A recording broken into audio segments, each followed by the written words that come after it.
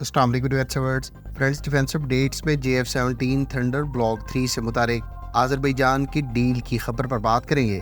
जनूबी कोरिया का अमरीकी कंपनी के साथ वायदा, बेल्जियम को एयरक्राफ्ट की डिलीवरी, नॉर्वे को अपग्रेडेड तैयारे की फराहमी, चेक रिपब्लिक समेत दीगर अहम बैन अल-अक़वामी दिफाई खबरें भी इस वीडियो में शामिल हुई। So let's start.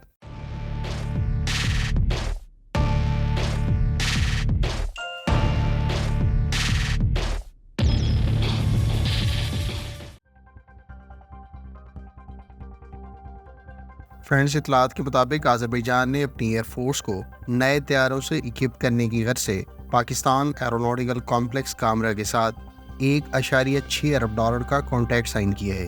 ये $1.6 अरब का कॉन्ट्रैक्ट, जिसमें अनडिस्क्लोज नंबर्स में JF-17 thunder block 3 aircraft, training और एमिनिशन शामिल हैं, अब तक की पाकिस्तान की सबसे बड़ी डिफेंस डील है।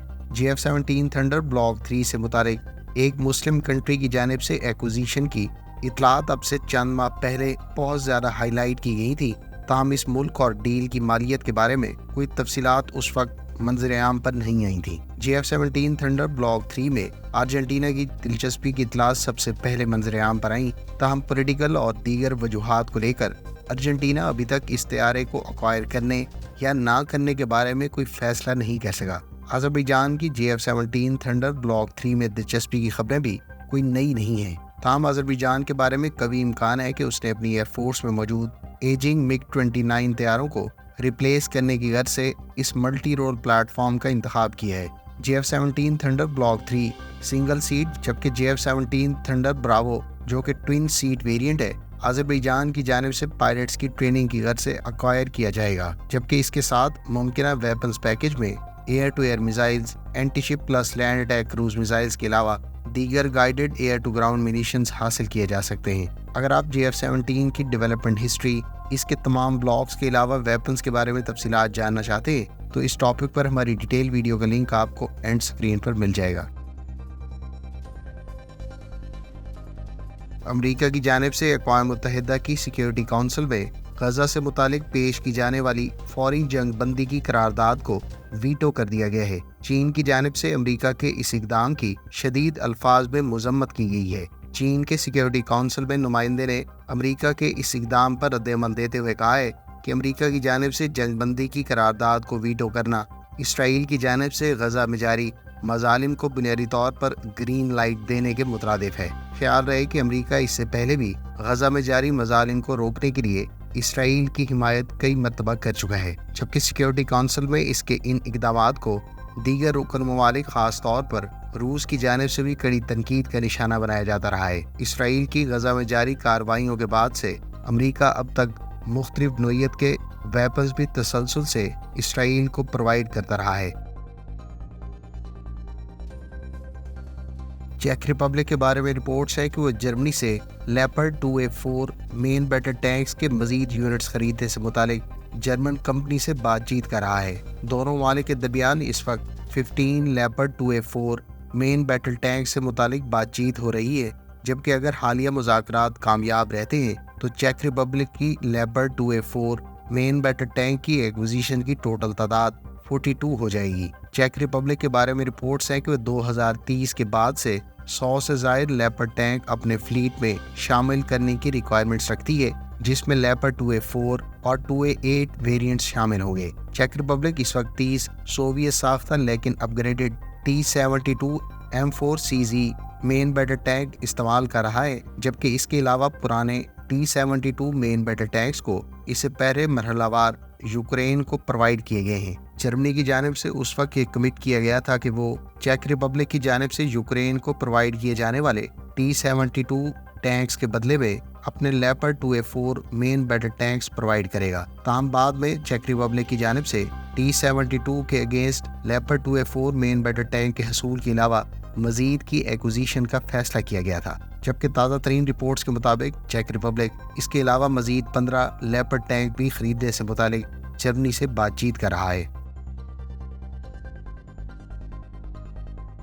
जनूबी कोरिया ने प्राट एंड विटनी को $355 मिलियन का कॉन्ट्रैक्ट अवार्ड किया है। कॉन्ट्रैक्ट के तहत Pratt and Whitney south Korean air force के ज़ेर इस्तेमाल F-15K और F-16 COD طیاروں میں استعمال ہونے والے انجنز کی پرفارمنس بیسڈ لاجسٹکس اور سسٹینمنٹ کا کام سر انجام دے گی۔ فرینڈ، ساؤتھ کوریا کی ایئر فورس کے زیر استعمال ابتدائی بیچ کے 40 F-15 کے سلیم ایگل جو اسے 2005 سے آنورڈ ڈیلیور کیے گئے تھے، یہ تمام طیارے جنرل الیکٹرک کے F-110 انجن سے اکوپڈ ہیں۔ تاہم بعد کے 21 طیاروں کو Pratt and Whitney F-100 PW229 enhance power package engine سے اکوپڈ کیا گیا تھا۔ ساؤتھ کوریا کے زیر استعمال تمام 180 F-16 بلاک 32 اور بلاک 52 پراٹ اینڈ وٹنی کے انجن سے ہی اکوپڈ ہیں۔ فرینڈز، ایئر بس کی جانب سے بیلجیم کو 8واں اور آخری A400M transport year craft deliver کر دیا گیا ہے۔ بیلجیم اور لیگزمبرگ کی ایئر فورس کی جانب سے total 8 A400M transport aircraft کی ایکوزیشن کا فیصلہ کیا گیا تھا، جس کے سلسلے کا یہ آخری طیارہ بھی اب ایئر بس کی جانب سے ڈیلیور کر دیا گیا ہے۔ ایئر بس A400M ٹرانسپورٹ ایئر کرافٹ کا شمار C-130 اور C-17 گلوب ماسٹر کی درمیان کی کلاس میں ہوتا ہے، جبکہ اس ایئر کرافٹ کے اب تک ٹوٹل 178 طیارے مختلف ممالک کی جانب سے آرڈر کیے جا چکے ہیں، جن میں سے 123 ڈیلیور کر دیے گئے ہیں۔ ایئر بس A400M 8,900 کلومیٹرز کی میکسیمم رینج رکھتا ہے اور یہ 37 ٹن کے پے لوڈ کو مختلف آپریشنز کے لیے ایک جگہ سے دوسری جگہ منتقل کرنے کے لیے کارآمد ہے۔ امریکی کمپنی لاکہیڈ مارٹن کی جانب سے ناروے کو پہلا C-130J اپ گریڈڈ ایئر کرافٹ ڈیلیور کر دیا گیا ہے۔ ناروے کو ڈیلیور کیے جانے والے اس C-130J طیارے کو بلاک 8.1 اپ گریڈ کے بعد لاکہیڈ مارٹن کی جانب سے نارویجین ایئر فورس کے حوالے کیا گیا ہے۔ ناروے کی جانب سے ٹوٹل C-130J ایئر کرافٹ کو 8.1 اپ گریڈ کٹس کے تحت ماڈرنائز کیا جا رہا ہے، جبکہ یہ تمام طیارے مرحلہ وار لاکہیڈ مارٹن کی جانب سے اپ گریڈز کے بعد رائل نارویجین ایئر فورس کے حوالے کیے جائیں گے۔ فرینڈز، ڈنمارک نے اعلان کیا ہے کہ وہ اپنی آرمی کی آرٹلری یونٹس کے زیر استعمال تمام سیلف پروپیلڈ ہائٹزز یوکرین کو فراہم کرے گا۔